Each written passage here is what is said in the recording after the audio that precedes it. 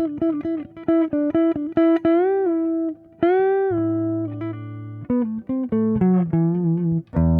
right. That sounds like it's correct. I think it's coming through. Get some Rudy going on here. Folks, What If Altist continued.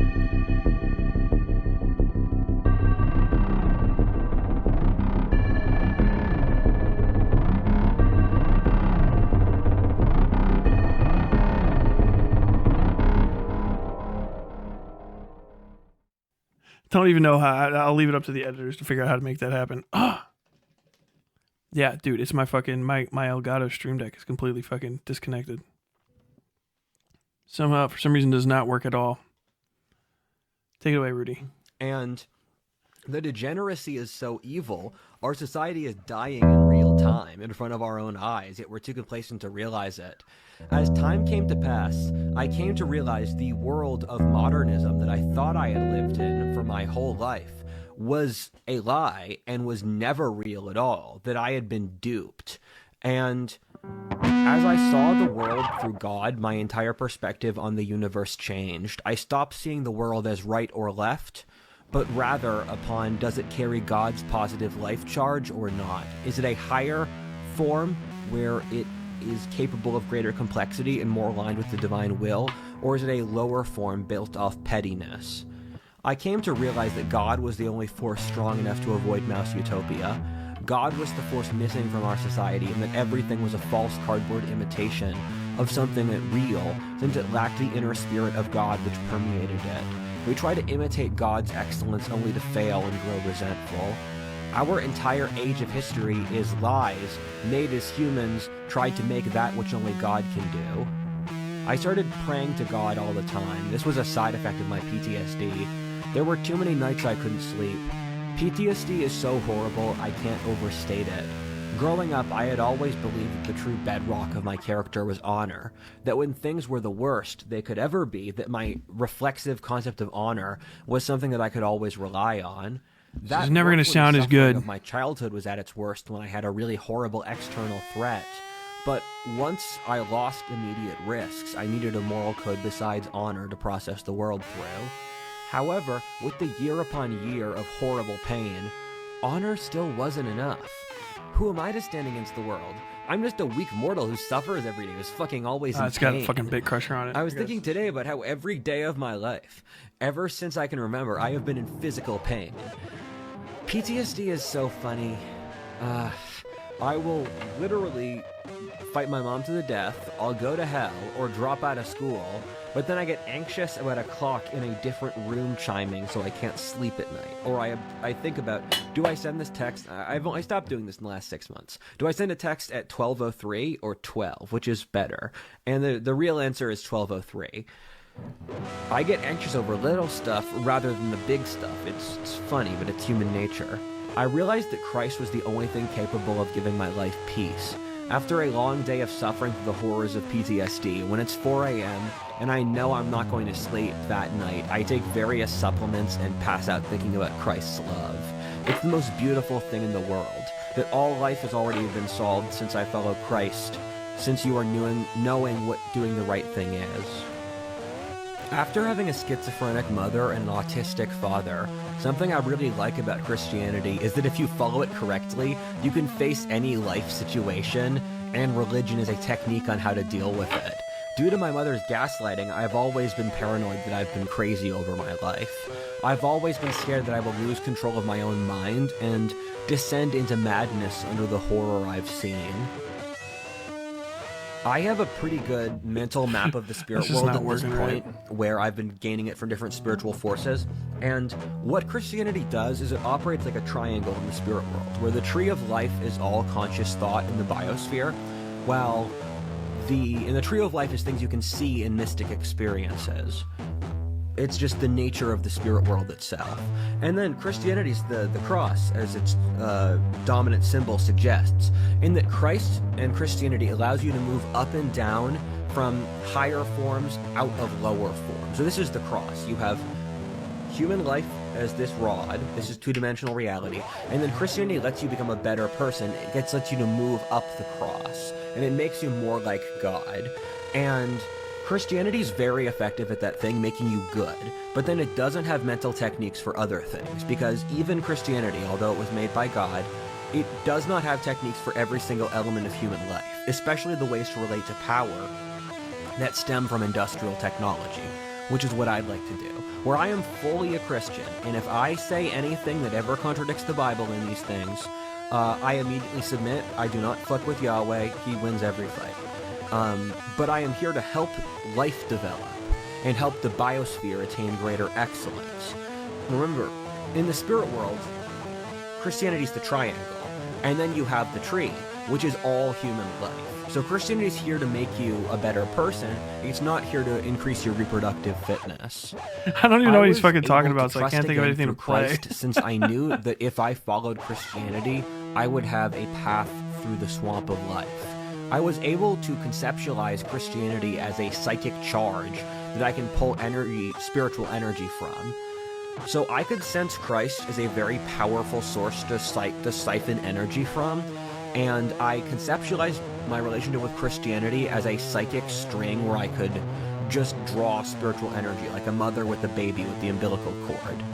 Basically, a way to conceptualize an incredibly powerful warren, and a warren for a mystic is a place that you draw energy from. And so Christianity is an incredibly powerful warren where people around the world and over history have developed techniques to siphon psychic energy from God to them, so that as they pray, they become more like God. This is quite obvious when you look at history. This is exactly what the nature of Christianity is. And it suggests as well that people can have religious experiences, that there are these psychic warrens, which could be ideas, which could be religions, that people share ideas with, and they're operating out of this shared idea space, which ultimately must exist in the spirit world, because an idea must exist somewhere. Christ's great gift to us is that when people hear about my childhood, they say, I'm glad I'm not that kid. I'm glad I'm not that kid for my whole fucking life. And between childhood trauma, I'm not remotely surprised about that. I've heard, I'm glad I'm not that kid for my entire fucking life. Like, bro, I'm feeling that literally every second you're talking to me. People have said that to me a number of times when I'm like talking about WhatIfAltHist for anything. They say it to you for everything. It is like, by the way, if you're somebody's fucking fan, the cringest shit you can say to one of their detractors is, I think you're just jealous. Because it makes it feel like, if someone's fucking audience, right? If someone's fucking audience is like comprised of people I can't respect, then I'm not going to give a shit when their audience comes calling. You know what I mean? Do some classic Chuck Berry riffs. I got to fucking tune this guitar first. I had to turn the tuner on. I can't see the fucking writing on this thing from far away. I don't know any Chuck Berry riffs, but like, if you're like, oh man, you're fucking suck, like you're just jealous, is like the worst fucking thing. I mean, I guess if you're just saying to irritate someone, okay, but like if you're gonna go out and represent your creator, right, and you want to say my creator's cool and your creator sucks, and I'm going to embarrass you in the fucking comment section, do you really want to sound like a fucking like upset that someone else wore her same dress to school that day, like 12-year-old girl? Like, oh, you're just fucking jealous of all their success and how your hair is not good. You know, it's so pedestrian. I like it when people just raw fucking call me a slur, man. Just say some fucking, just say a slur. Let me know that you're fucking unimaginative, and then I don't have to waste my time like looking at all your extra bullshit that you wrote, because fuck it, I can't respect you if you say that. I really just can't, because most of the time I'm making fun of people. There's no jealousy to it. I just literally think the things I think about the person. That's it. I can't imagine being jealous of Rudy. Like, I wouldn't trade a fucking single bit of my sanity that I have for any of the money that he's gained through being him. It's just crazy to me to say that. By others psychologically, and the baby boomers leaving society as a dumpster fire, as well as getting friggin' messages from the spirit world. My whole life has been people pitying me and then not doing shit about it. Thank you, Christ. You will always have my eternal loyalty. And I think it's because the Jews have been that people of history. They're the people that people keep taking pot shots at. And Christ is great for those who have been unfairly nailed to the cross. And so I'm eternally grateful for Christ for giving me a way to get out of PTSD. I wrote this video since my life goal as a child and adult was to brag as much as possible. This is a video I wrote where I do get to brag, and there are a few accomplishments I'd like to briefly gloat over before I continue dictating things God said to me. One time I went viral for posting a photo of me when someone posted a really nerdy photo as a caption to something I said. The real photo of me was so handsome as a contrast that it got nearly 1 million views. That's not a real... Hold the I was so handsome. That is not a real photo of him. That is so not a real photo. Okay, so if you guys ever seen this, I'm not bringing it up. Editors, if you're there, please, if you actually fucking watch through this. This is a fucking AI generated photo of him. You can tell because when he shows the rest of it, which he's not bringing up on this stream, he has fucking like 5 legs. Everything below his waist is just a series of additional knees and fucking thighs. It's crazy. He's got his legs crossed like 6 fucking times. Went viral card over people for the rest of my life. So I've just stopped caring, and I'm just going to tell you folks the total truth. I've been using a cocktail of supplements to survive the physical suffering of PTSD. Oh, no. That's not an exaggeration in that without these supplements to loosen up my amygdala or my emotional brain, oh, no. my amygdala shuts my brain down, so I lose the ability to speak, move, or think. There have literally been dozens of times in my life I lose the ability to speak or walk. The only way I ever sleep is with these supplements and relaxants. My kratom man is the substance that on saved my shit. life on PTSD. I'm not gonna lie, kratom is addictive and is not a perfect substance. It's a low-level opiate, which is a traditional remedy from Thailand, where among the local peoples, they take kratom to work their 12-hour shifts in the rubber plantations and with hard factory work. As I said before, it's literally saved my life. I would not be able to physically move for years without it. My life, I have gone through kratom withdrawal 6 times. It's not that bad for me, although I know it's worse for other people. Where for me, the withdrawal is only a single day. For other people, it can be weeks. And each time, after a few months, I relapse back onto kratom because something bad happened in my life, like a work issue or a problem with family, and I needed just to wake up and do my job. Even with all the issues, I give kratom an overwhelmingly positive review. It's way better than taking antidepressants and especially benzos.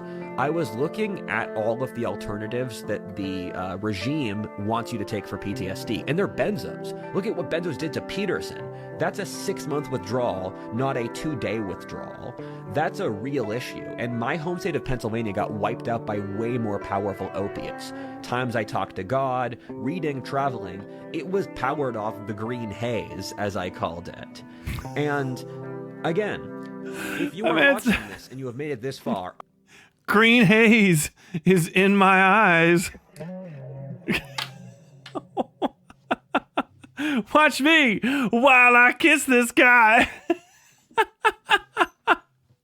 What the fuck? Try something in a double harmonic minor scale. I'm looking that shit up, dude. I can never remember the fucking definitions of these fucking things.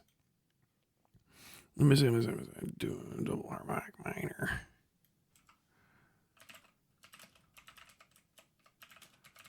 Minor scale. Double harmonic. Byzantines. Okay, so what what's this fucking gypsy guitar? Oh, okay. Yeah, it's the fucking thing I play the entire time, all the time. I don't know if that'll necessarily sound good. I trust that you should be responsible. You should use these supplements in a way that is responsible and you should in your life. And if you are addicted and it's bad, kind of write a you Green should Haze stop song. being I'll addicted. hop right I on speak that. to you as an adult. And CBD has also helped me a lot lately. And it annoys me our society's drug culture, where people in my life, especially boomers, have freaked out at taking this stuff, and I'm thinking, alcohol's worse. I think opiate withdrawal is actually a useful parallel for our current society, because I think we are so... Even with all this, I still think kratom's a good product. Bye. Bye. Hi, everybody. It's hilarious that I'm holding you guys in some kind of hostage before I tell you the word of God. As in a previous society, we had gender roles, so each sex did the things they liked. I know most women would be mortified to get on this call and talk about talking to God and leading and opening up like this, but I fucking love this stuff. And if we had gender roles, I'm just saying as a brief psyop, we could split ourselves up into doing tasks we actually like as each sex. And I was thinking about, I think about the... What the fuck? I already do that, bro. I split chores with my wife all the time. She does like the laundry and shit. I cook a bunch. She does the dishwasher. She uses the appliances because I can't be fucking trusted with it. Is why I can't feel. She doesn't trust me to do the laundry because I fucked the machine up.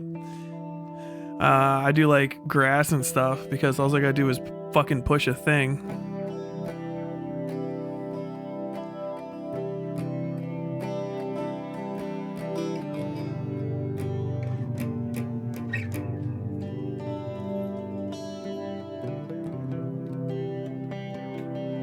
I love you. But like, yeah, I don't know. This comes up all the time. Like, when are men and women going to be able to interact with each other? Like, dude, all the time. To the point where I don't know what is it that you think you're getting away with guys that like women, like they're not that, women aren't that fucking different from dudes. What are you doing that is fucking weirding ladies out that badly? Like, what is fucking happening? What is going on? What are you doing? Last story for the last year of my life is that in some ways it's been pretty boring because my life is a lot of crazy adventures. I've mostly stayed in Texas working on my projects. But in other ways, this last year is by far the most interesting period of my life in a way that cannot be overstated.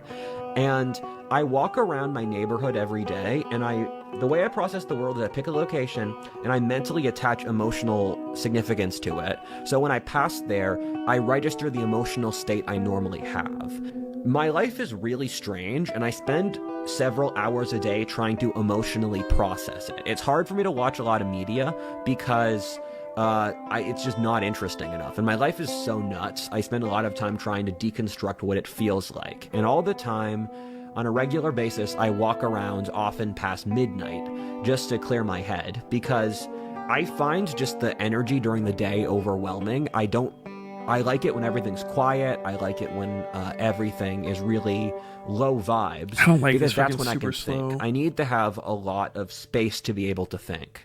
And so I love walking around past midnight, and this is what made... And my family has a genetic ability to see in the dark. So my dad, for example, kept our house super dim, and it freaked his girlfriend out because my dad and I could see really well in the darkness, and she couldn't. And so she got triggered that we kept our house at super low lighting. So I'll just walk around at night, and I can see everything. Even if there's no moon, I can see in the dark, so I don't really need a flashlight or anything. The dialogues when I walk mostly consist of me talking to God, and for the longest time, that consisted of me complaining to God about how unfair it was he made me suffer this much, and then secondarily, me asking him about how the universe works. And I take CBD every single day. However, the CBD doesn't really get me high. I can think clearly. I've recorded parts of this on CBD. And there are certain areas of the trail, as I said before, when I look at them, I realize it makes me think of certain things in my life. So I have certain postmarks on the trail that influence how I think about the world. I was praying to God to end my suffering for like the 10,000th time, and God did reply this time. However, it was a different God than the ones I spoke to before. This was the Norse god Odin. I will later explain to you over the course of this video why me communing with a pagan god does not count as heresy. I thought this through. He said my PTSD was a tool for him. He said my PTSD... What? Okay. Odin. I will later explain to you over the course of this video why me communing with a pagan god does not count as heresy. I've thought this through. He said my PTSD was a tool for him. He said my PTSD was a tool for him, and I had already completed the task he asked me to do. He said that he had cleaned me out of my PTSD. There'd be some ups and downs, but it was basically over. And that was right. This happened like 3 months ago, and my PTSD's gotten so much better. I feel happy. I feel relaxed. I feel so grateful. Thank you, God. Thank you for healing me of PTSD. I prayed for you thousands of times to do this, and thank you so much. I'm just gonna keep thanking you in front of this audience to demonstrate how grateful I am. You don't understand. And he said that he had been, we already did that. Oh yeah, he said that he had been using me. Okay, that was the most unsettled shit I've ever seen in my fucking... What in the fuck? What the fuck? Was that him, like, just trying to, like, reenact it? Like, was that just him trying to fucking reenact the moment? Or was that how, like, was he fucking vibed out that hard? The dude's gonna achieve Chief Chim. Fuck, I can't fucking remember what that was. Like, this is... Bro, my Rudies. Look at all these independent Rudies. He is rattling, dude. No shit. Hold on. Let me fucking...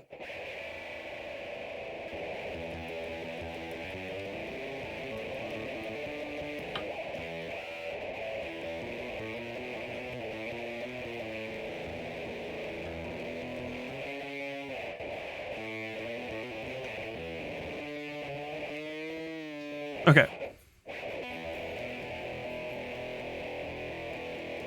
All right, here we go. Grateful. Thank you, God. Thank you for healing me of PTSD. I prayed for you thousands of times to do this, and thank you so much. I'm just gonna keep thanking you in front of this audience to demonstrate how grateful I am. You don't understand. And he said that he had been... we already did that. Oh yeah, he said that he had been using me and that I'd already done most of the work he wanted me to do. He said that I didn't have to worry anymore and the rest of my life would be a lot easier. He said that although my future life might be difficult, it would never have the psychic torment that I experienced before, which was more painful than the physical pain I could experience in the future. And nothing would match the psychological hell I was living in. He told me that I wasn't going to get any new memories from my childhood, and that I could stop worrying about my childhood trauma. That if I just let go of PTSD, he would give me something way better to deal with. And he started showing me visions as I walked around my neighborhood that morning.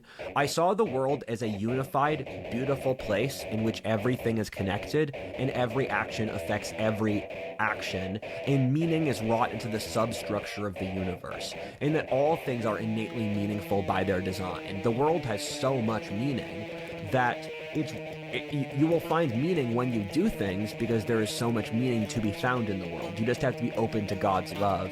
You just have to be humble and realize that you are weak and powerless. And once you realize your own innate powerlessness, you can assess your situation correctly to find meaningness. But the first step is submission to God, and after you submit to God, you can make an accurate assessment of your environment based out of humility to attain as much excellence as possible.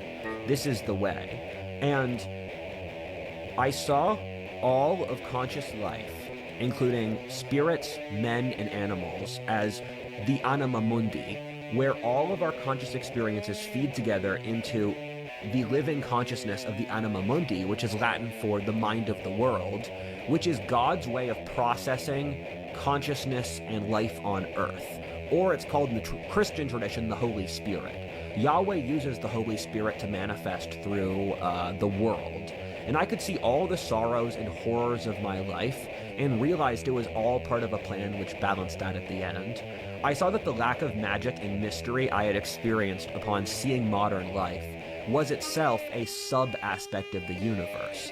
The death of God was a scheme by God to show us how much we needed him for his brief absence, being only a few centuries, which God processes as less than a second, made us miserable to the point of suicide. He said, I let you guys have autonomy to show you how silly you are. I could sense that I had just done something incredibly positive and beautiful that I had to share with the world. I felt what I had done was so profoundly good in a way I couldn't quantify it, in the same way that I couldn't quantify the suffering of my childhood or hell. Over the next few months, I started negotiating terms with the god Odin. Odin is a messenger god for the spirit world, in that I appreciate the like lack of knowledge of like mythology you'd have to go to say just Odin said something and I just believed him. Like I was hanging out, right? And I was praying to any god that would listen, and out of the darkness came Odin. Noted truth teller Odin with a bargain for me. This is like how you normally lose your soul. Is like unironically the most basic bitch fucking oh, thank you very much. I vote art. Sorry, is the guitar no good? Sorry.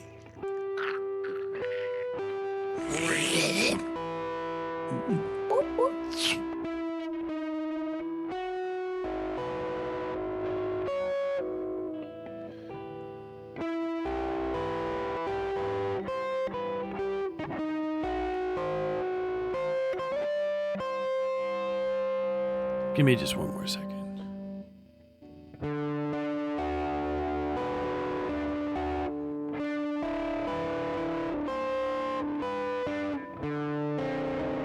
All right, yeah, I'm ass at guitar anyway.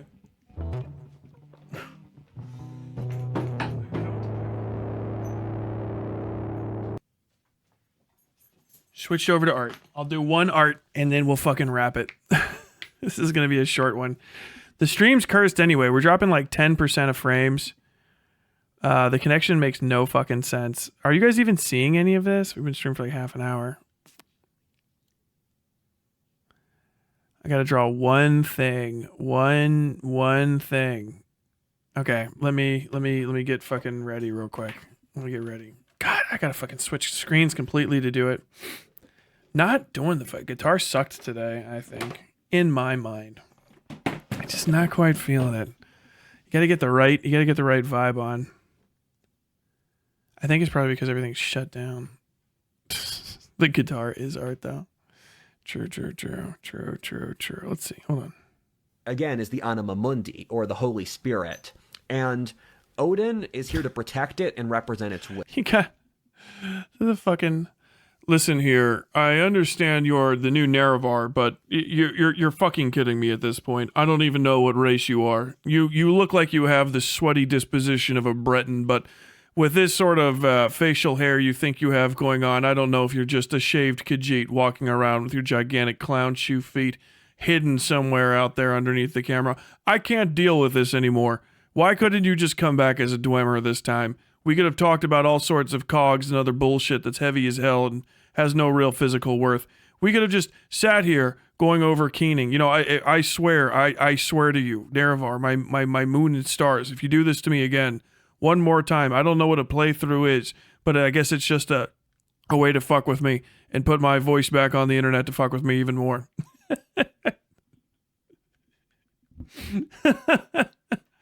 Nerevar, my moon and stars, I don't know who this Odin is. It's me. I've been speaking to you. Nerevar, I have been speaking to you. I don't know what you're telling these people I've been saying, though.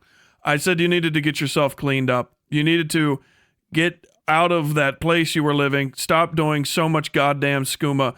What is this even? Are you a shaved Khajiit with the amount of moon sugar coming out of your nose and that fur you call a beard? I could really be convinced otherwise.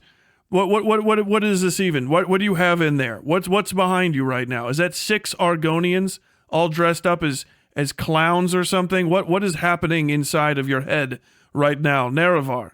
I've been reaching you so that we can meet our appointed time and place. We need to purify Morrowind. But I don't know if we get rid of everybody else and then I'm just left here with you, Nerevar, in your current state. I don't know if that's even worth it. As a matter of fact, fuck it. Pick up Keening. I don't care if you have the glove. Just start stabbing everything that you see in sight. Everything. If I'm there, if you want to bring it to me, keep it in your inventory. But if you want to bring it to me and just stab me in the fucking head with Keening, we can end this. This this absolute catastrophe. What is this bullshit? What's going on? You've been speaking with Vivek in your dreams too? I called him up. He said he hasn't been ringing.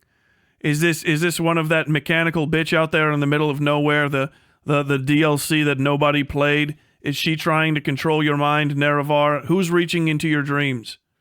What is it, just another goddamn Khajiit? Khajiit has wares?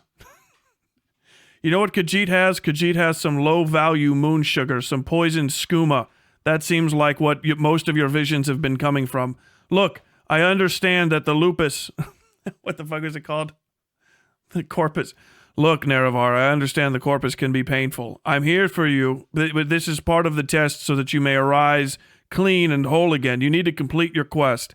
Stop speaking to random people in the town square about the visions that I send or haven't sent you. By the way, some of them are coming off extremely sexual and provocative. I don't send any of those. I don't know who you're getting them from. We don't have any special vampires here. They're all part of the House Unmourned at best. I have no idea where you're getting this from, but these are not my dreams. Stop sharing them. Stop telling people that they come from me.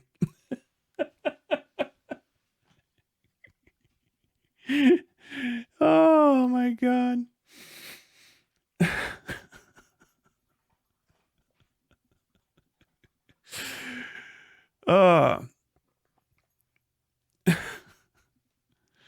Look, Nerevar, I understand that you've had visions. We've all had visions. We are part of the holy, what is it, the goddamn Holy Trinity cast on, I can't remember the lore things. Nerevar, I understand you've been having dreams, but literally you cannot marry a mud crab, Nerevar. They're not anything that you can get wed to. I get you're speaking to them, but you need to calm down. All right? Look, it's just the corpus talking. I will personally build a portal for you. Do you need some money for the Silk Strider? I can send you to the northeast corner of the map in a half a second. Look, there's a fat guy. You need to talk to him. He'll cure you, and then maybe this idiocy will end. Hopefully, also, you'll be immune to skooma, so I won't have to hear any more of these ravaged ramblings again. Next time, just buy yourself a cat. Not one of the talking ones. They also have a skooma addiction. They're spreading like wildfire.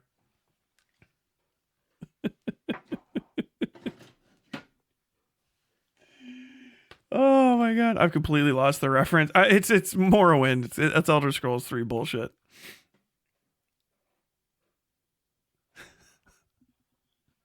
Look, Nerevar, it's me sending you the dreams. I understand that you were reincarnated as whatever the hell this is. You're some sort of pale-skinned freak monstrosity from the land of sweaty people and foul cheese.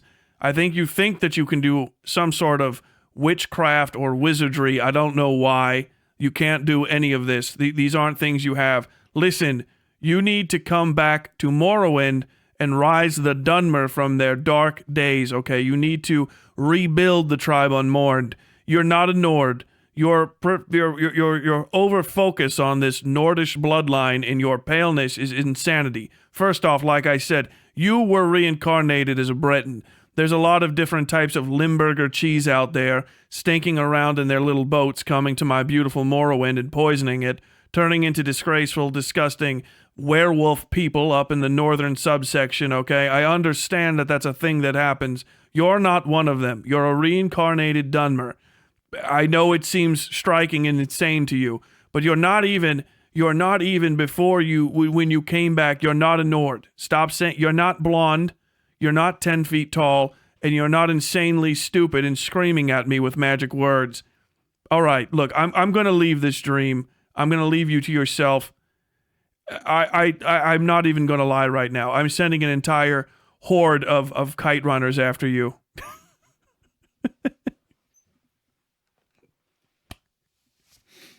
Say the intoxicating innocence line, please. I don't even know.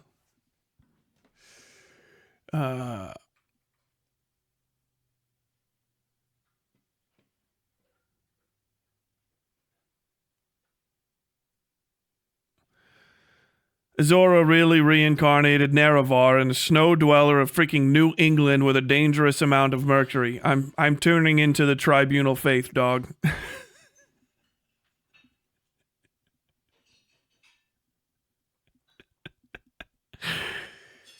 I don't know. Maybe Vivek was on to something. I think I'm going to abjure Godhood and just switch over to a skooma thing myself. I need to get away from this bullshit. The sixth house in the tribe unmoored. Cliff Racers, thank you. Well, I repeat, fellow Christians, please give me a second for the rest of the video to explain to you how this works. The spirit world will make enormous sense if you give me a second to talk about it, and Yahweh creates certain angels which serve roles he doesn't want to do. Yahweh's the boss, and so if he doesn't want to do it, he has someone else do it.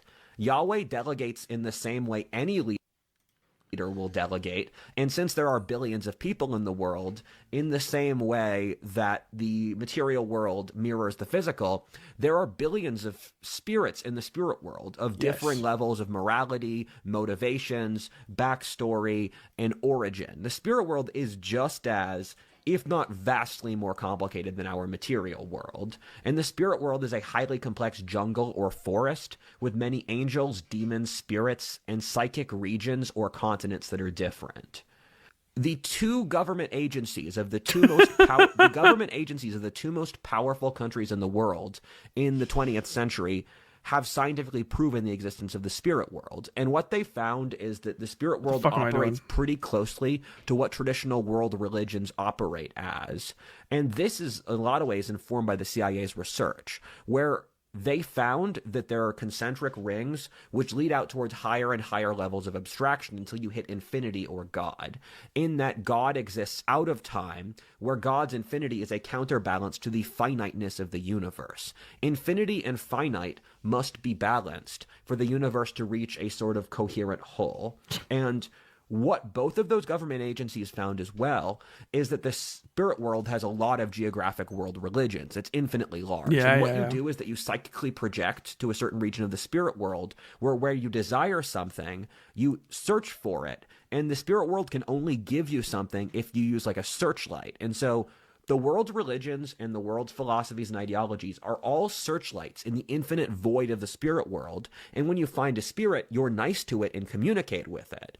And when you treat spirits with respect, which we haven't been doing, they help you, which is how every world religion works, where people are trying to be nice to the spirits to give them what they like. So the spirits help you, where they let you have access to their warren. And the spirit in the material Jesus world fucking Christ. demands I can't draw shit. This man's fucking... I'm literally losing my fucking mind trying to pay attention to this. Material bodies looking for spirits, because much like men and women, they are in a constant duality, where the spirit is masculine and the material is feminine. Men create with their minds, women create with their bodies. And the male must imprint on the feminine in a nisexual way, where a spirit, a better spirit than you, has to imprint upon your material condition. And if that doesn't happen, you will be incredibly depressed, in the same way as a person will be depressed if they can't find a mate. And your duty is to find the best spirit and marry it and serve it and be nice to it and treat it with respect and compassion. So the spirit world is both very complex but also very simple. Odin is both a messenger and lord of life. Odin uses different lowercase gods, or in the Christian tradition, angels, to provide certain roles. In Odin's case, responsibility for Darwinistic evolution and being a messenger for God. If you read the Bible, you find it doesn't say other lowercase gods don't exist, but rather Yahweh is superior to them and the only one worth worshiping and revering, which we agree with due to his innate superiority. Yahweh is so superior that you should not fuck with him. I cannot repeat this. Do not mess with Yahweh. You should see Odin as a sort of angel, since in the Christian tradition, Odin is the same thing as Hermes Trismegistus, which is recognized across this academic field as completely obvious. And Hermes Trismegistus is integral to the Christian mystic tradition, since I'm pulling a lot of this stuff from authors like Thomas Aquinas in that time period. Again, the spirit world will make complete sense if you give me the time to explain it, but our society has the fucking attention span of 10 seconds.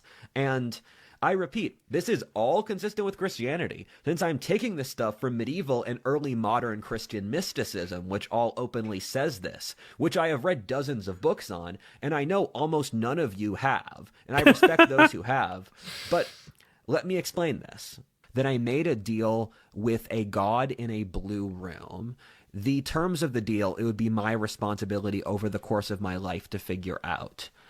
And the rest of the video is me revealing to you the deal I cut in the blue room. I don't know all of it now, but I'll tell you what I do. Odin colloquially refers to me as kid all the time. He says that although he has massive respect for me as a mortal, he is so vastly superior to me that he cannot help but treat... Is there a possibility, and I'm going to say, is there a possibility, knowing not only is there that I think I might be actually just raw ass fucking right now, that fucking Rudy, there's an actual Odin and it's just some guy that Rudy's been talking to? Like, am I crazy in thinking this?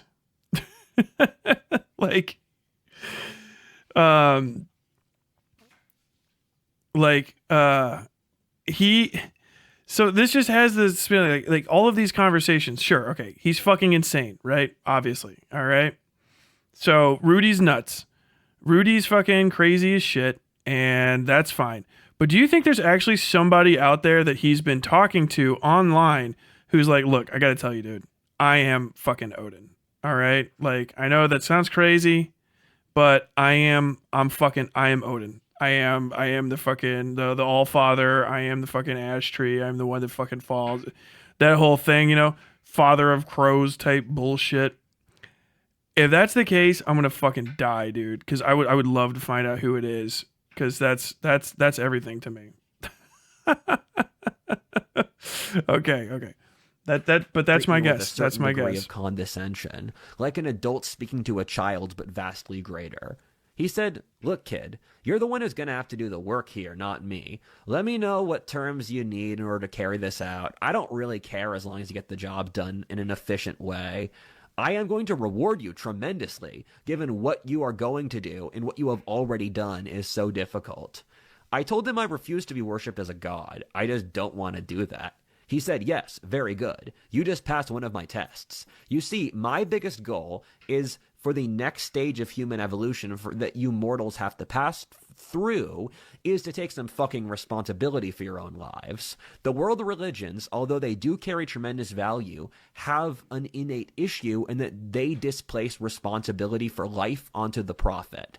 This works for peasant farming societies, but once you level up to having godlike technology, you need to have another hit in another independent system. You see that in order to get this message across, people are not allowed to worship you. They have to empathize and understand your actions and what it took you to reach this point in order to replicate you and use their development both as individuals and spiritually and societies.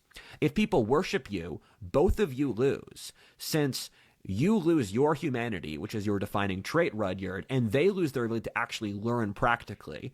I also, in the spirit world, also loses, because if they default their responsibility, they've failed the next test of human evolution. You see, I'm not like other girls. Mortals do that, but it's not really needed, all things considered. Rather, I need the mortals to take some fucking responsibility for their own actions as fucking adults. You needed to pass this test in order to get more knowledge. I leave tests for mortals to see if they're mature enough for the next stage of their development. You see, when I call this a religion, that's not really true. The emotional connotations with religion in your culture immediately lead towards Islam and Christianity, which are prophetic totalizing religions. This isn't that. Those religions already won the game so hard that competing with them is sheer insanity. What Yahweh, the Christian God, said, and he's translating this through Odin, so it sounds like him, I already gave you guys a 1,000-page book where I said that this was the last book and that the Abrahamic tradition was sealed with either Christ or Muhammad, depending what tradition you're part of. Now you want me to ask for more stuff? We need to have new things because the world keeps evolving. I did a great job with the Bible. I put a lot of work into that. And when I say I'm speaking through Yahweh's perspective here. I do not wish to insult Yahweh. That's a horrible idea. And he said, working with the Jews for thousands of years was really difficult, and I'm grateful I did it, but I don't have to drop this again. Be grateful for what you got. Oh my God, bro. he really likes the Christians, which is why he forced his people, the Nordics, to convert to Christianity to make them stronger. When I say Rudyard is founding a religion, I mean something along the lines of communism, Confucianism, or Taoism, which is a philosophy of moral conduct. You should perceive whatever Rudyard's doing as anti-communism. This religion is meant to be the inverse of communism, and so if you don't consider communism to be a religion, then this isn't a religion. Marx also makes claims about how the universe and God, in his case, progress, works. In Marxism, progress fits all the character of a religion in its relationship with God. From that, he makes predictions about the future and rules on how to live life and manage society. Rudyard is the anti-Marx. Marx was working for Satan, something Marx himself publicly wrote multiple times, which you can look up online, while Rudyard works for God. The universe naturally works by polarity, and that the global success of Marxism demanded the rise of its antithesis. Marx created Rudyard without even realizing it. One of Rudyard's friends, Dan McKinley, makes psychological assessments using AI and various scientific measurements. You can choose not to believe in its accuracy if you'd like. In Dan's system, Rudyard has the exact same psychological type as Karl Marx, Confucius, and the god Odin. The way Dan's system works is that there are nearly 400 different personality types, which makes an exact alignment like this nigh impossible in a purely probabilistic system. What that means is that you should perceive Rudyard as a philosopher or as a teacher, not a prophet per se. Rudyard is not perfect, and is your responsibility to hold him accountable if he's wrong. Again, we mean that in the real way, not the BS lefty way. Let me say it this way. Knowing Karl Marx and knowing Rudyard to be his opposite is the best advertising Rudyard could ever have. Rudyard is successful, tall, celebrity, from a Britannic background who supports heroism, is cultured, and loves God, while Marx was an envious, broke, atheist, racist Jew for his whole life. And of course, I like the Jews. They made the Abrahamic tradition. The secular Jews of the last few centuries created a lot of nihilistic ideologies. Communism was there to kill all religion, and we are here to enable all religions. Our goal is to save as many lives and help as many people as communism has hurt. Please help us in achieving our goal. We want China, Latin America, Russia, coastal America, and Europe, rather than experiencing collapse under the envy of materialist communism, to flourish to the highest levels possible through ideal heroism.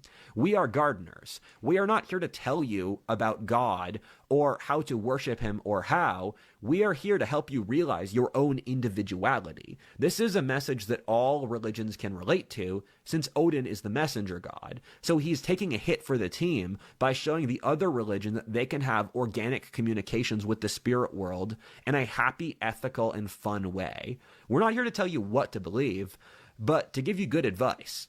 We're gardeners who want the world to grow into a stunningly beautiful forest. We love you, the animals, the trees, and the spirits more than we could ever say. There's no worshiping here. You will still be here to revere the Christian gods with your heart and souls. Sorry, you will still be here to revere the Christian God with your heart and soul. Go to church, pray to Christ, and all that. Yahweh is also my Lord, so I do this too. However, I'm here to be your cool older brother to teach you useful advice. You can ignore the spirit world stuff if you'd like, and then take the common sense stuff. The spirit world is using this young man as a wake-up call to stage an intervention, since we're getting really worried about you. The simulation is talking to you. There is no there is no irony here. This is completely sincere. The simulation is talking to you. This is real. Your society is the thing that's fake. Your society is the joke. 99% of human history thinks you are completely stupid, insane, and deranged, and they're getting really worried about you that you're killing yourself. You guys are the crazy 1% that believes all the stupid stuff. Everyone else in history disagrees with you. They think you're really nuts, and they're scared, and they love you, and they want to make sure you're fine. We'll get into this later. So you may see this message, if you're part of modern civilization, as schizophrenic or autistic. So you are projecting your schizophrenia and autism onto us. This is just the reasonable message for all of human history. Rudyard, the next stage of human evolution is called taking some fucking responsibility for your own actions. You mortals keep dodging it, but it's so central to the game, you can't... Oh my god. You mortals need to understand that your next goal is kicking. You got to kick. Got to kick tomorrow. Odin, I tell you, I'm gonna kick tomorrow.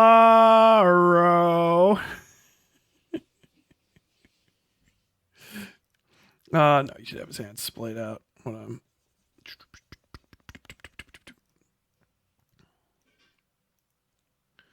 A little bit lower, actually.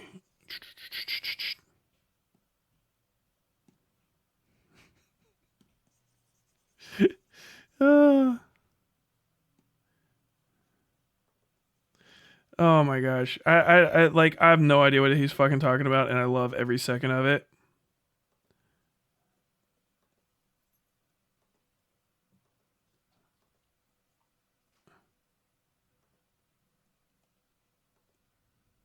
Now, stop. Draw the fucking thumb.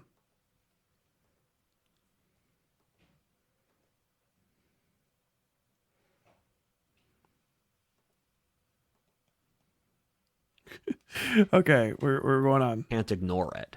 It's so hard to get mortals to take responsibility that we had to take a brilliant member of the aristocracy from the greatest empire in history, pick some deranged warrior ethnic minority with a deranged family, then beat and rape the kid over 40 times, have his entire society constantly insult him and berate him for his whole life, while lowering his reproductive odds to the worst level in human history, to get any mortal to take some fucking responsibility.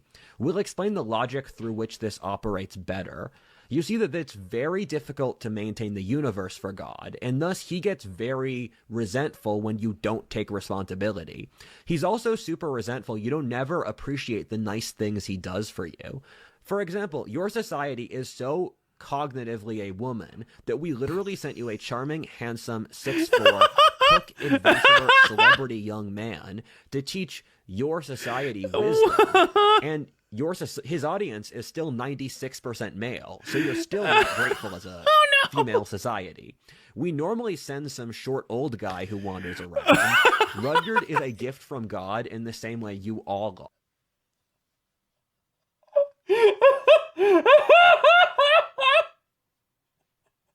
Bro, him putting up the picture of himself is crazy. Oh no, fucking Osu probably did that. But just, I sent you a celebrity this hot nubile celebrity boy to lead you into a new future, and you turned me down. Reality is itself a gift. Truly, from God. When you see truly, society, a fucking woman, of course, has denied WhatIfAltHist as Peter denied fucking Jesus Christ 3 times before the cock crowed. Tyler, look at the screen occasionally. There's some treats. What? See how improbable Rudyard's life is. All of our lives are just as improbable in the He's talking about himself. One of the biggest realizations Rudyard had is that since his dad's a banker, he was stacking up probably... Yeah, somebody said, it wasn't... It actually wasn't an oversight. Actually, yeah, fucking his dad did appreciate God's gifts to the fucking world and inseminated WhatIfAltHist. Actually, fucking for real. Oh no. Oh fuck me, dude. That is crazy. That is fucking bonkers, bro. What the fuck? They should come up like all the way up here, right? Yeah.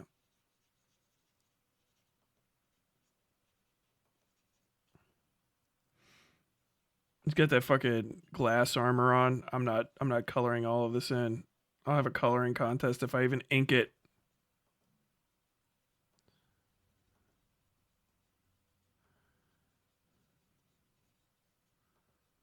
How Tyler draws like a fucking sociopath.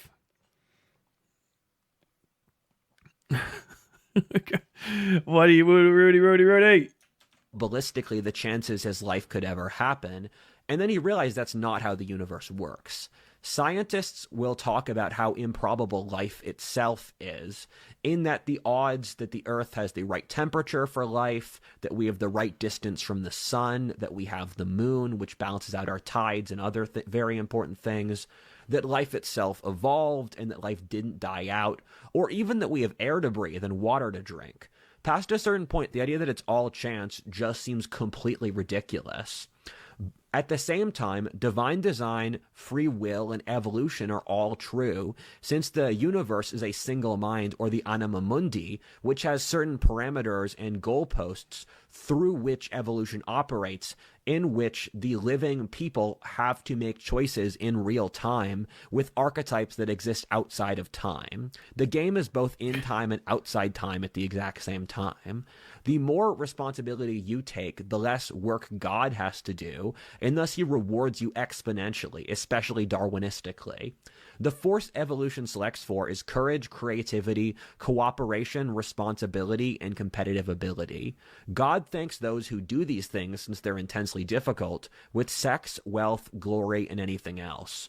Look over history at the kinds of people the game rewards, whether the human species itself, the Romans, the Spanish, the Chinese, the dinosaurs, amongst others. They all fit into this underlying theme. Once you attain enough success, the Tree of Life will try its best to protect you, as we'll explain later. When you take responsibility, God and evolution rewards you. Women exist inside the shield men have established against the wild.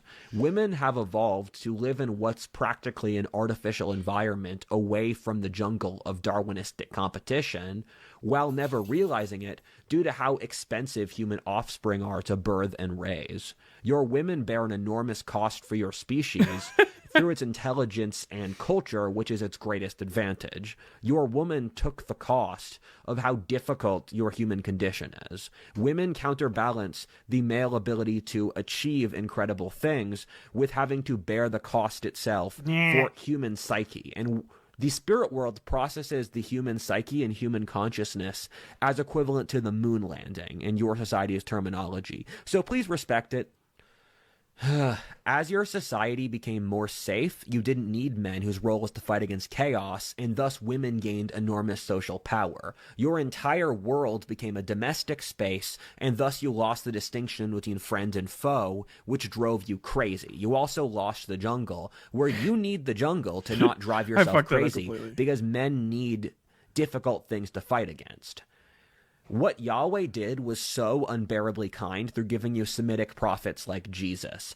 It was a way of short-circuiting your evolutionary logic, allowing people to be happy, to separate yourself from your biological urges. This was especially important in that particular era of history, as mankind was forming into large empires for the very first time, which were concentrated in the Middle East and especially Israel, where the Jews were a proud people who kept fighting against those great empires. And they realized the only way they could win the game was by communing with God, which founded the Abrahamic tradition. However, they wanted removal from their environment. The big thing there was to separate themselves from their feeling of powerlessness to let their souls reach heaven, which is why Yahweh is Lord of your soul. And he is ultimate Lord, and Odin does not mess with Yahweh. Yahweh is a good guy, to say the least. However, to a god, you mortals all appear as the worst kind of woman. You appear silly, childish, irresponsible, and ungrateful. Thus it goes without saying that your god did an act of stunning kindness to you against a brutal, uncaring, Darwinistic universe, and you threw it away for not being generous enough. What the hell is wrong with you? Your god literally did the best thing in history, and it wasn't enough for you. This is why mortals don't get nice things. I provide a different service in this game through Rudyard. I am another name for Lord Hermes Trismegistus. Rudyard this serves is fucking me, awesome. And he will be operating under my protection. Yahweh also owns him, but Yahweh also owns lots of people. And I spoke with Yahweh, and he's fine with letting me play for Rudyard. Oh my God. Play with Rudyard right now. Hi, this is Rudyard. I'm going to take the narration back now. Thank you for your service, Odin. Odin likes these words for when someone...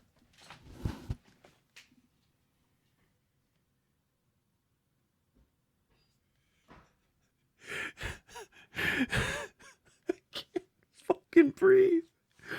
What in the fuck? Thank you. Thank you for addressing me directly, Odin Allfather, Lord of Ravens. Mr. Wednesday. Odin One Eye, Odin Tree, the Hanged One. I don't know how many more fucking names I've got to pronounce. Thank you for addressing me via the most worthy of all possible prophets, that guy.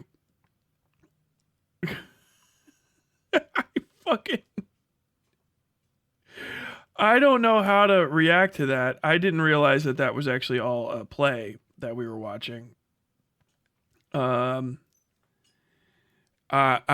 need a second. I need a second to breathe, or I'll fucking. If I hear one more thing like that, I'm gonna die.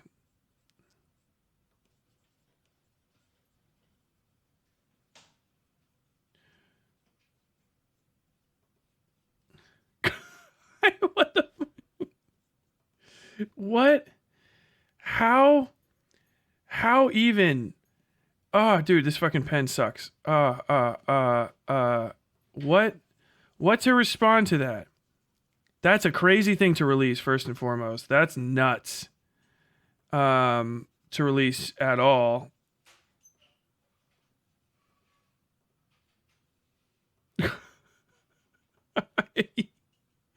I don't know what to say. I don't even know what to do. So he was pretending. If you're just catching up, Rudy was pretending, maybe not pretending, to be Odin, like Odin Allfather from like Greek lore, right? Or from Nordic Viking fucking mythology. And during that, we I can't draw in multiple dimensions at all. During that moment,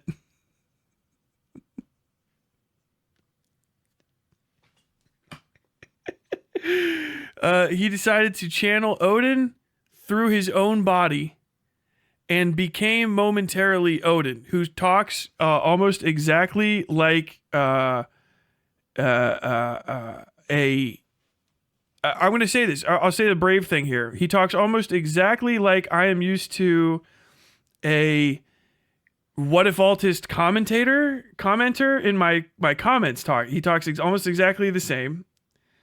And if you didn't know, the world is a vampire come to change. Women, I'm just fucking.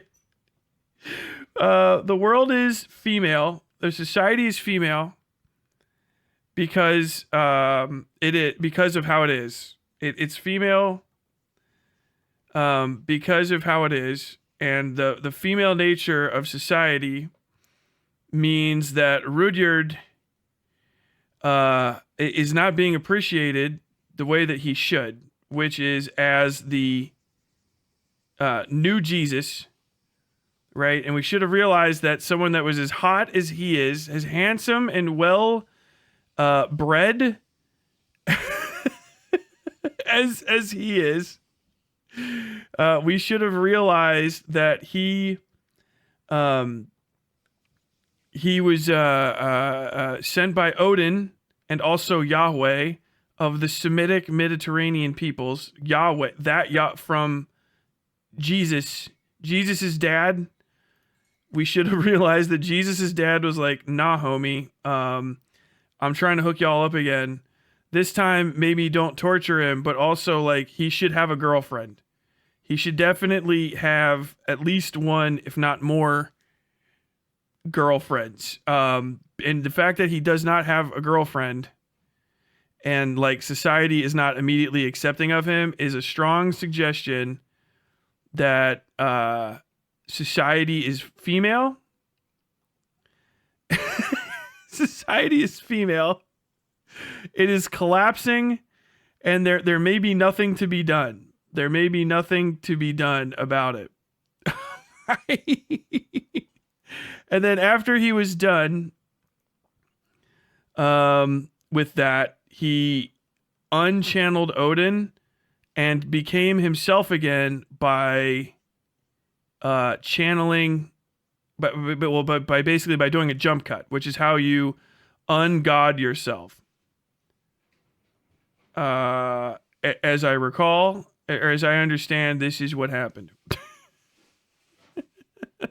I'm desperately trying to fucking get this goddamn head off. I don't care if I deleted my underlying skeleton like 18 times. I'm finishing offers this. you a service you respect, where he says a simple thank you or thank you for your service, and you should respond with, it's an honor to serve. The secret to life is innately empathy and listening to others. When you listen and treat others with respect and show consideration for the nice things they do, they will do more nice things for you. You should always thank others when they're kind to you. So Yes. Thank you for your service, Odin, and it's an honor to serve. The spirit world operates outside of time, so as I've been having these visions over the last few months, I've basically downloaded 1,000 pages of lore from the spirit world. Okay, yeah, is I I'm get here that. for you for the rest of my life. That means the entire rest of our lives, hopefully until nearly the 22nd century if I don't die, is a attempt to explain and articulate what just happened here. This is a historic what the fuck just happened moment that the spirit really world used to show you that it's still real. The spirit world was getting really annoyed and resentful that the world war and nuclear war subplot, as well as demonic suicidal death cults that are totalitarianism, was not enough to get you to realize the world is innately magical and incredible. Your society has no way to process magic, because if you can understand it, it's scientific, and if you can't understand it, then it doesn't exist. So your worldview is divided into things you understand, and that's it, which is like you got a bunch of searchlights, but you can't actually see the stars. I'll explain that more. Part of the reason Odin reached out to me is that I love the act of leading so much. It's my favorite thing to do. I had always felt a profound sense of resentment about my life for what should be obvious reasons. However, after the first few visions at which it felt like my life had meaning, I started to realize I actually really like my life. The thing is, men don't shirk pain. They shirk meaningless pain. There's a huge amount of actual lived difference between the Crusaders walking 1,000 miles to the Holy Lands from England and a conscripted czarist peasant walking a quarter of the distance to fight for a regime they don't respect. The thing that's driving us insane isn't the suffering itself. People live way harder lives in the third world, but rather the meaningless ennui and loneliness. With the new meaning, I realized I had finally found the epic scale of my life I had earlier found horrifying to be incredible and awesome. I found the events I used to see with terror now found admiration in how I faced them. The situation was exactly the same, but my perspective had changed radically. I realized that the suffering I had faced in the past was only there to make my life more epic, since hardship is the wood that powers the fire of an excellent life. The horrible foes I had faced in my dying civilization suddenly seemed more like Mordor, the Empire of Star Wars, or the Lannisters. I saw our world as a fantasy world, which is what I had always wanted out of life. As a kid, I had wanted to live in an I love that fantasy every world fucking where the answer, Lord of the Rings, every answer is like right there waiting for him. You know what I mean? It's like, what did you want from life? Yeah, like, I just really wanted a life that was just a series of like fantasy novel type deals, you know, which seems just so reasonable, right? I just needed. Oh,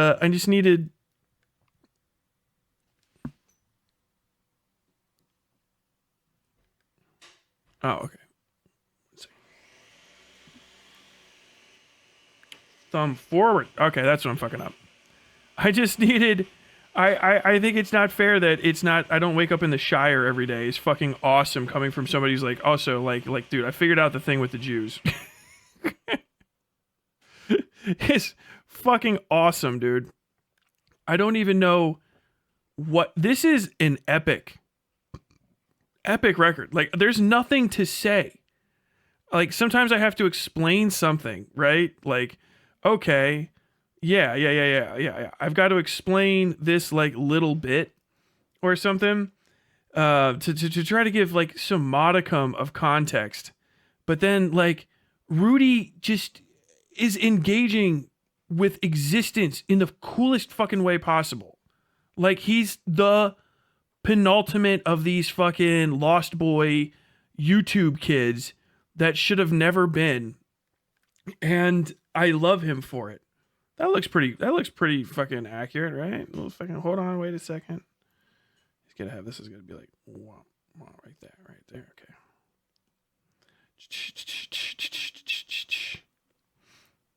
Am I any good at drawing? What do you guys think? Am I fucking even remotely close?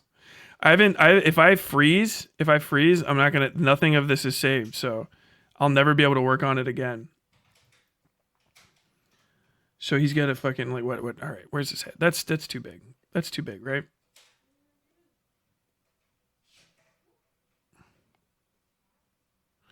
I want it down that low. This is where I always have problems. I can always get the figures drawn in because I do so much fucking. That's it. That's why.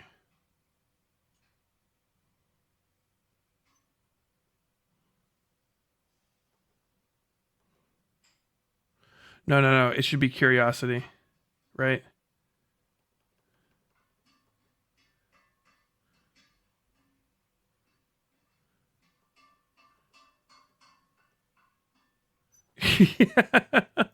Oh, I wish I could see my face. I can't see the thing because I have too many little fucking panels open right now.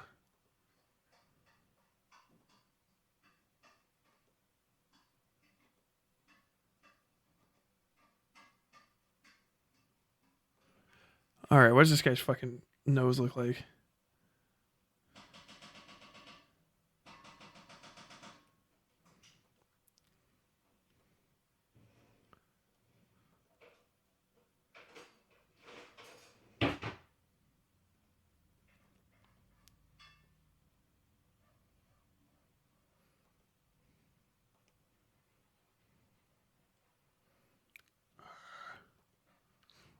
A little bit lower. A little bit further back too. Come on, stop.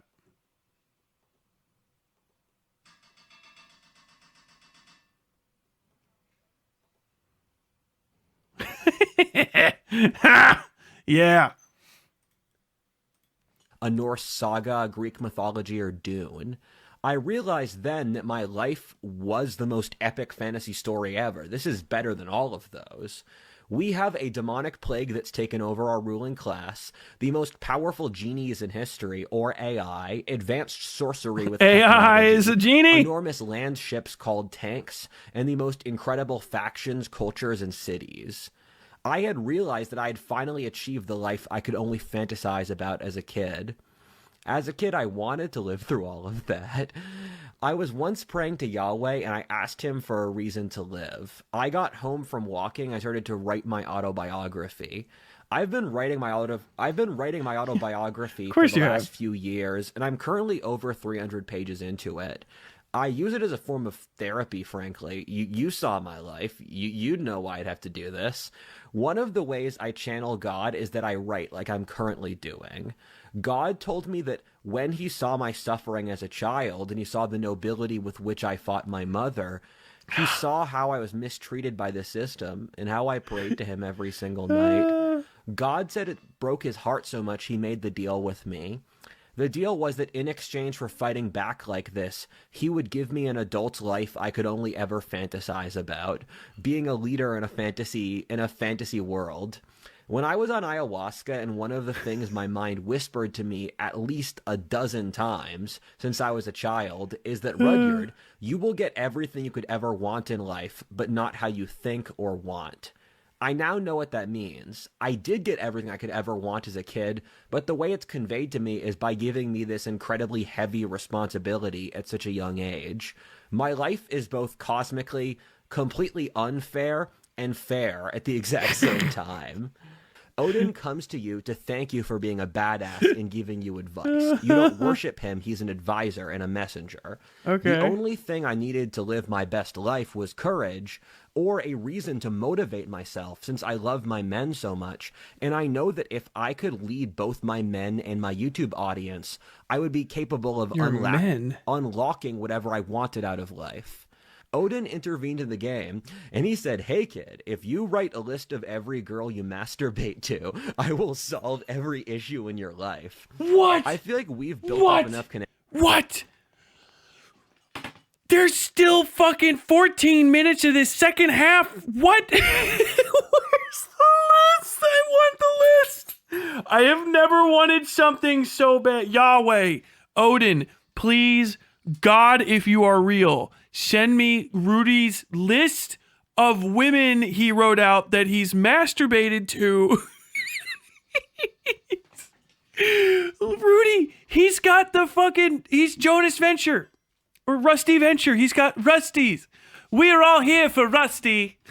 Have you guys seen Venture Brothers? They go inside fucking Rusty Venture's, Dr. Venture's mind. We're here for Rusty. We represent his lust. We're all of his conquests. You hooked up with Dr. Mrs. the Monarch? No, don't worry about that. I don't know what he's talking about. He knows. Would you like to stay and do some tickle fights? Oh my God. We are Rusty's desires. We are Rudy's desires. We represent what he deserves to have in this world. Bug, you good dog. I am so fucking shocked. Hours that I can share stuff like this with you. And I thought it was kind of weird when Odin said it, but he had healed my PTSD, so I'll do what he says. Okay. Dude, my original thing is right. If my idea is correct, and our idea of a Odin, obviously there's Odin, but there also might be Odin. You know what I mean? There might be some guy pretending to be fucking Odin, and Rudy may have written out. I am gonna save this now because I decided I like it.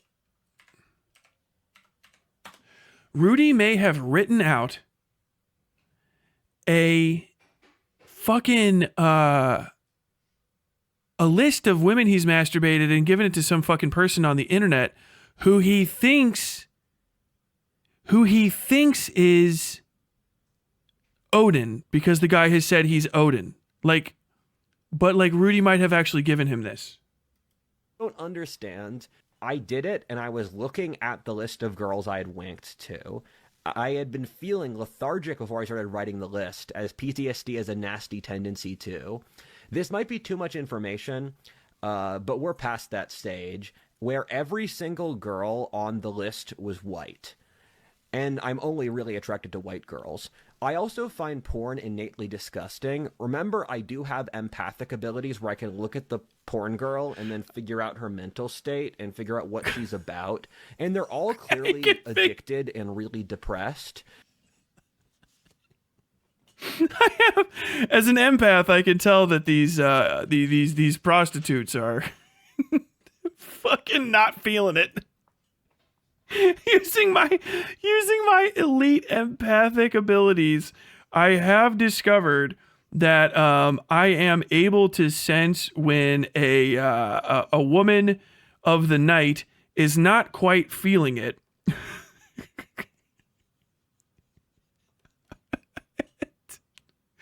Like, what in the fuck is going on in this man's mind where he's sharing this? I'm so fucking shocked by every revelation. And I know that goes without saying at this point, because it is what it is, right? It is insanity. It is madness. It is chaos. Okay, that knows this. That's what's up.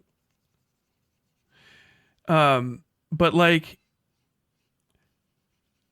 that is, it's every 2 seconds, my entire life changes because I have to update my possible sentence list to include psychosis beyond typical human imagining.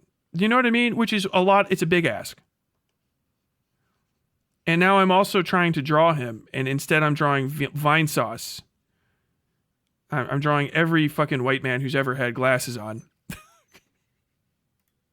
And I just find them really sad to watch. I don't know how you folks enjoy this or find this fun.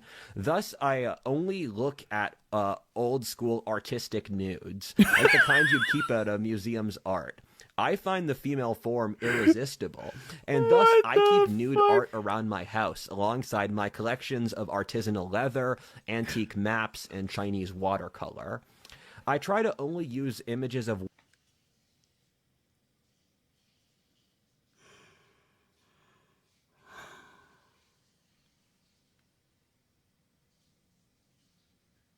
Okay, thank you. I keep artistic. I got my house is stocked with artistic nudes. I keep them by my random collections of Chinese shit. I have my Chinese watercolors and my, what do you say, silks? How hard was it for him to not say my preserved African skull collection? Dude, if this guy... If I were to find out that Rudy has an extensive collection of African skulls, I think that would be the least... women who seem happy and psychologically stable. I really like it when there's nature in the background. What the This fuck? actually stems because I have desire. I'm going to rationalize for why it's fine to you now. So in the Western tradition, if you look at early modern and ancient art, and even in medieval art in certain cases, the nude form has a special predominance. Sex isn't really scary. The consequences can be scary if you're stupid about it, but women find it so pathetic that men find their bodies scary. Our society's prudishness out this stuff is so lame. Seeing a pair of tits just won't kill you. You do have to be responsible for your own sexual desires, and that sex itself is pretty innately stupid. Sex is not to be glorified, but rather is itself symbolic for life, in that the strong, masculine, subduing Mother Nature, allowing there to be children and growth out of it, as men have done for all of history. Implicit in sex itself is the process of evolution working through. In the ancient Greek, Christian, mystic, and Hermetic traditions, the nude female form is symbolic for the potential of nature, in that a beautiful woman, if she gets the right sperm, can make the best baby, which is whatever you'd like, an incredible artist, an incredible conqueror, an incredible inventor. And this is why the Greeks and Renaissance artists emphasized the nude female form. Why is the this inverse happening? is also true with the jacked male form, The but I'm jacked- straight, so we're going to talk about girls now. Jacked I male heard that the way form. to convey sex is What that the fuck? rather than imagining some disgusting OnlyFans girl prostituting herself out, when you think of, I knew it. of sex, I knew it. imagine I this knew it. instead. A man getting back from war with his beautiful young wife. She's so happy to see him, and after they have a few glasses of wine, he goes at it, and afterwards they fall asleep together. Premarital sex is objectively not good, but sometimes we're not perfect. Adultery cannot be tolerated at any level, though, since men are so innately possessive of women. I studied the anthropology here. Adultery will kill a civilization. Once you have a husband, you have to stay with him. Odin said that sex is the force that powers life itself. When you look upon a forest of buzzing life, or the course of human history, imagine the forest you see, or the European Middle Ages, the fuck am I doing as here? being lots of people having happy, marital, orgasmic sex, and then taking care of their loving children who stem from it. The real reason masturbating is taboo in our society is women are trying to artificially inflate their sexual value, which is a far greater motivator of our society than you would believe. If men are scared of sex, they won't realize how innately boring sex is. So, as a person who has both watched porn and had sex, porn is innately disgusting, and sex is the most fun in the world, but when it's over, it's pretty boring. I mean, it's like the same thing. And you can't make sex your identity, but also don't be so squeamish. Literally nothing I said here is against the Bible. There is literally nothing against masturbating in the entire Bible. There is onanism, but that was What in pulling the out fuck? in a very specific Old Testament clan context where Onan had certain responsibilities to impregnate someone. And we've thrown out so much stuff from the Old Testament, whether banning pork consumption or burning the Canaanites Or burning the stoning Canaanites. adulterers.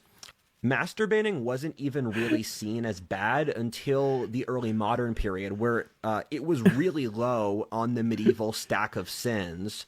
And its taboo status has more to do with the rise of reason making us scared of our animal instincts than anything itself in Christianity. Odin said that not letting young men masturbate is cruel due to how high their sex drive is. Odin said trying to block young men from masturbating is the equivalent of blocking young women from being deceitful. He said that this is a win for the boys, and he says, quote, "I can see your hypocrisy. I know you all do it, and you lie that you don't. You are liars and fakers." I was recording that last segment, so when I looked at my wank sheet, Odin said, My yes, wank human sheet? biology is biology. You don't have to be scared. Odin said, it's very clear you are very attracted to the women of your people. And you have zero plausible deniability in denying that at this point. I've seen this sheet. And he said, okay, kid, you were asking me for any reason to live, any reason to have energy. You feel lethargic. This sheet shows you very clearly care about something, so why don't you do it? He said, Rudyard, I know you don't get laid enough. I like your genetics. I would really like you to get laid more. And he said, okay, Rudyard, you're the hero of the fucking story. Why didn't you think you were? Your parents gave you such a pointlessly heroic name of Rudyard William Lynch. I know your backstory. Why is he wearing a suit now? He came back in a suit.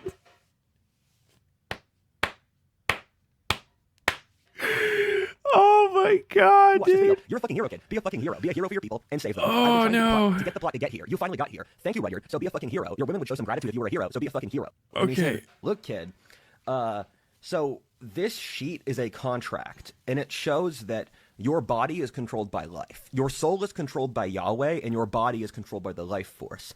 This is why you can't stop yourself from sexually fantasizing and masturbating, because your life is trying to propagate, which is its natural endpoint.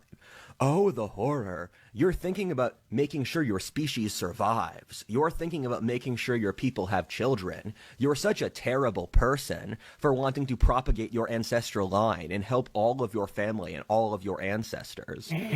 The spirits really like you having this much pleasure. We love watching you writhe in complete pleasure, and it makes us happy to know that you're happy. So, Rudyard, you already implicitly signed... Okay. Okay, let me recover. I'm trying to not draw Rudy's head crooked in this picture, okay? I just wanted to finish it because somebody paid me to try to finish it, and I've got to draw him, okay, as Tom Cruise at the end of that fucking movie with the jungle.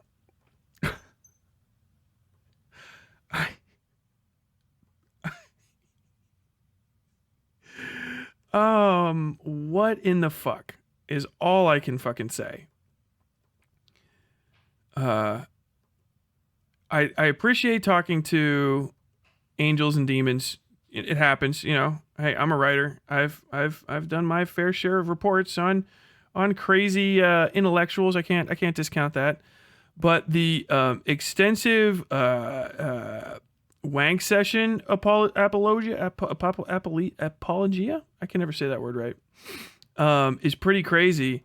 The Rudy needs you specifically, people at home, to understand that he talks to spirits who not only watch him masturbate, but really fucking get off on it because it's the best thing that's ever fucking happened in the world.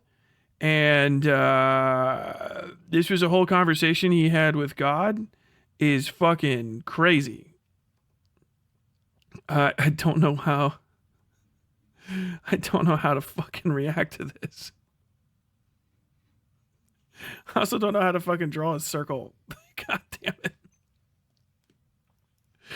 When in doubt, if you're ever drawing a fantasy character and you want to just panic, just fucking absolutely every time, just draw a fucking cape on them because you're like, fucking, dude, I'm gonna draw a whole fucking thing of armor. Why that? Who does that? Who does that? Oh, I know what I'm doing. Draw a square.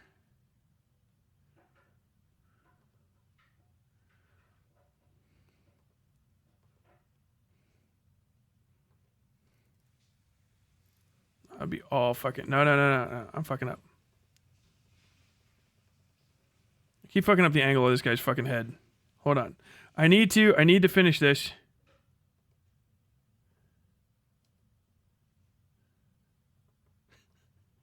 Because I'm fucking going crazy and my wife is cooking potato soup.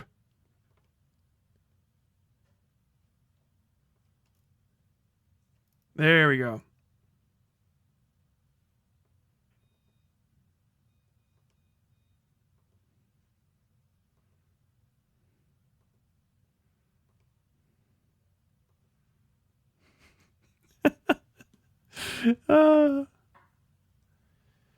Okay.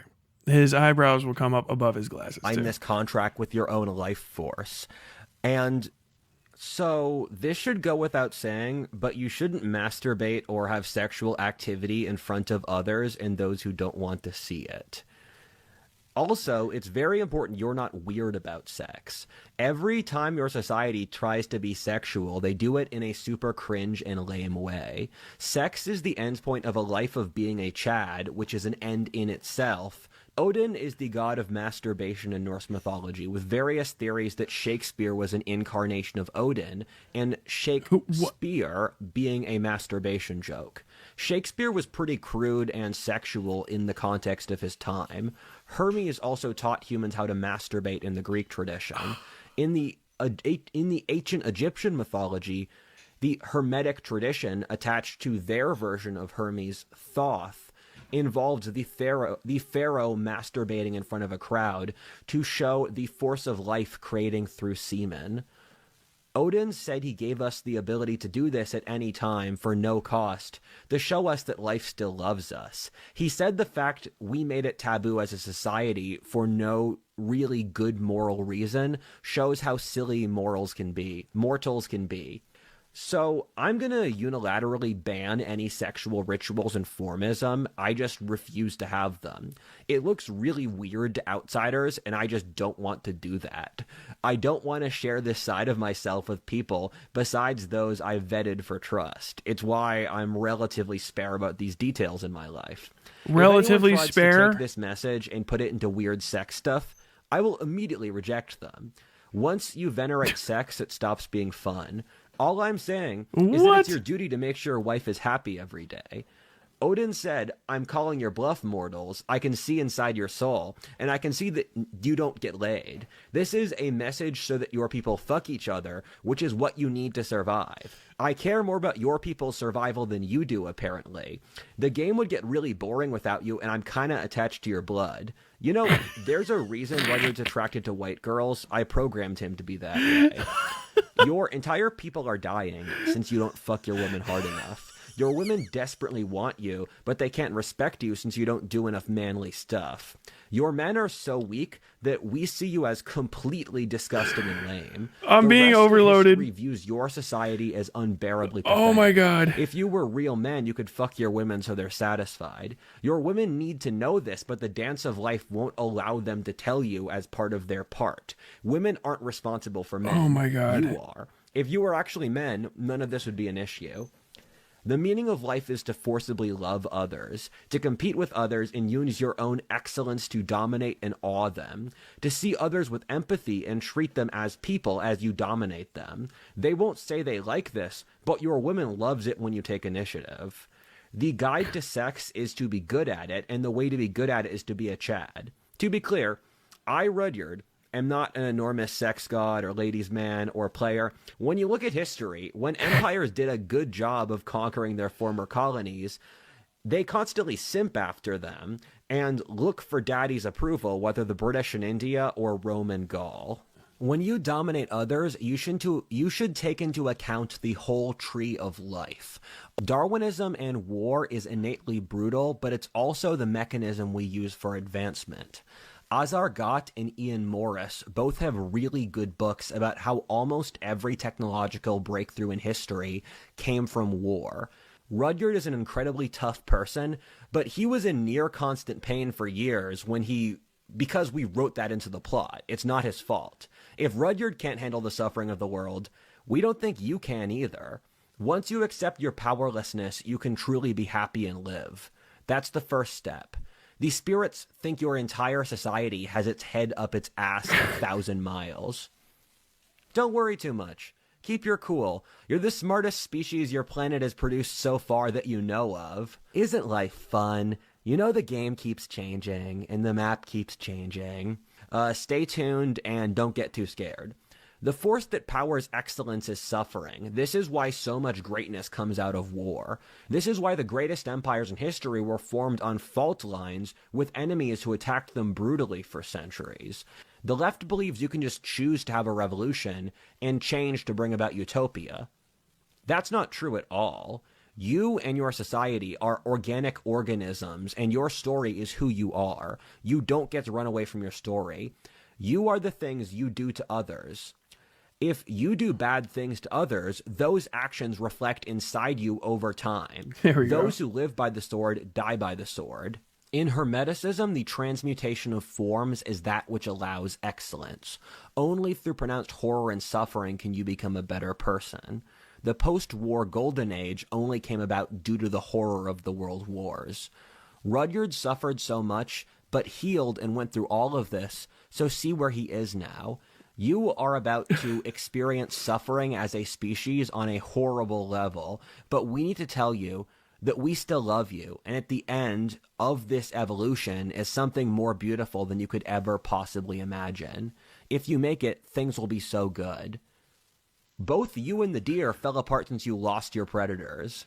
Enjoy being a fucking deer. You're always gonna be a deer. Even when you evolve into being a better deer, you'll still be a deer. Imagine you're a deer. Your life involves eating grass, playing around, and mounting the female deer. The deer is happy, and you aren't, since the deer knows what it is. You don't. Being a human is way cooler than almost any other species, so please be grateful your ancestors worked so hard to get here, that your species is so dope. You could have been a cockroach. You're a really cool animal that can talk to God, but you're still 100% an animal. Chimps have the same political and class structure as humans for a reason, because you're basically an overgrown chimp.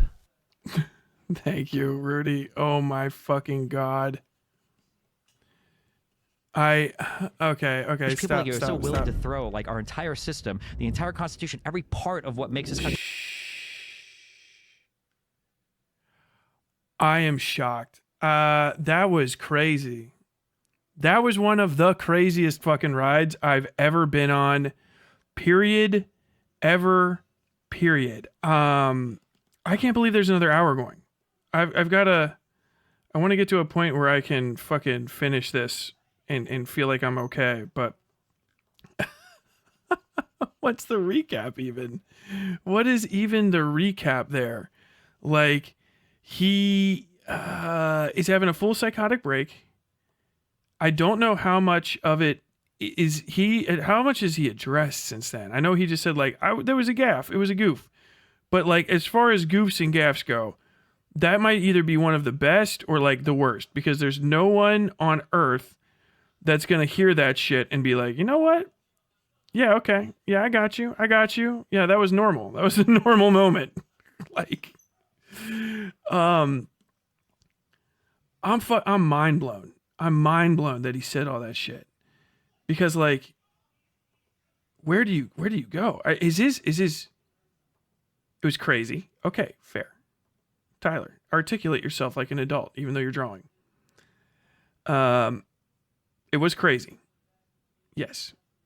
It was also completely in keeping with stuff he said before, which is kind of the wild part.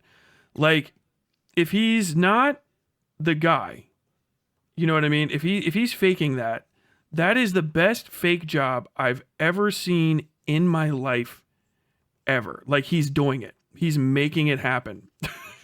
It's all I can fucking say. And I'm so fucking excited to see where he's going. Obviously, like, super racist, yes. He's on some like qualls of racism that normally don't exist for your average day-to-day person. This is bonkers super racism, but we're in the new racism era. You know, once upon a time, it would be the most legendary moment of the year for somebody to let this much out of the bag. You know what I'm saying? Like, you're like, oh, what happened? What happened? Like, oh yeah, fucking JonTron interviewed, got interviewed by Destiny, and it's like, dude, it's crazy. I didn't know like somebody could say something like that. Like, he was just JQing or whatever the fuck. Like, right there, it was wild, man. It was wild. Like, I can't believe it happened. Now it's like, it's barely even surface. Like, we're an ancient Hermes Trismegistus drawing the Hermes stuff. Okay, if you guys have ever seen fucking Hellsing, you know, Hellsing Ultimate or whatever, or any of the Hellsings, it's this. When he's talking about Hermes Trismegistus, he's talking about these fucking circles and stuff that, oh god, that was horrible, that look like this, right? And then they've got the fucking, like, they've got these stars, right? But it's not satanic. And then you got like this, and then it's all of that around it, you know? And then you have this and like the fucking alchemical signs, and then, you know, like words written around it. He's talking about that shit. It's the stuff that he's talking about. Like, he's literally saying he's having Congress with the save symbols, the fucking save symbols from like certain Silent Hill titles. It looks the same. I'm so this is awesome. I cannot remember, by the way, if fucking Dagoth has like ripped 6-pack abs or not, but we're gonna give them to him because fucking why not? Hope you enjoyed your time on the West Side.